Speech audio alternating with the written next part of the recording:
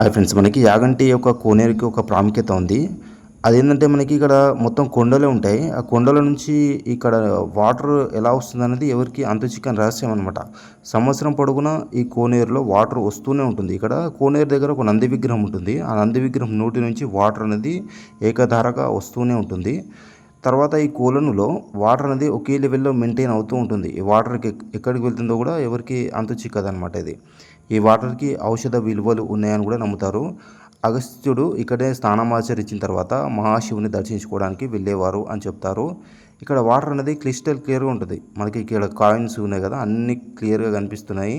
చేపలు అవన్నీ కూడా కనిపిస్తాయి. ఇది వచ్చేసి మనకి ప్రకృతి ఒడిలో ఉంది కాబట్టి ఇక్కడ కొలను దగ్గర మనకి పాములు కూడా ఉంటాయి. కాబట్టి జాగ్రత్తగా ఉండండి. ఈ ఆలయంలో మనకి పరమశివుడు తర్వాత పార్వతీ పరమేశ్వరులుగా ఒకే విగ్రహంపై మనకి దర్శనమిస్తారు. సో ఇదొచ్చేసి మొత్తము చుట్టుపక్కల కొండలుంటాయి, గుహలుంటాయి. మొత్తం ప్రకృతి ఒడిలో ఉన్న ఒక అందమైన గుడి అనమాట ఇది. సో తప్పకుండా దర్శించుకోవడానికి ట్రై చేయండి.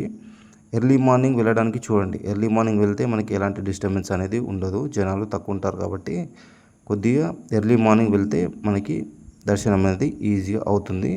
సో ఇన్ని విశిష్టతలు ఉన్న గుడికి తప్పకుండా వెళ్ళండి.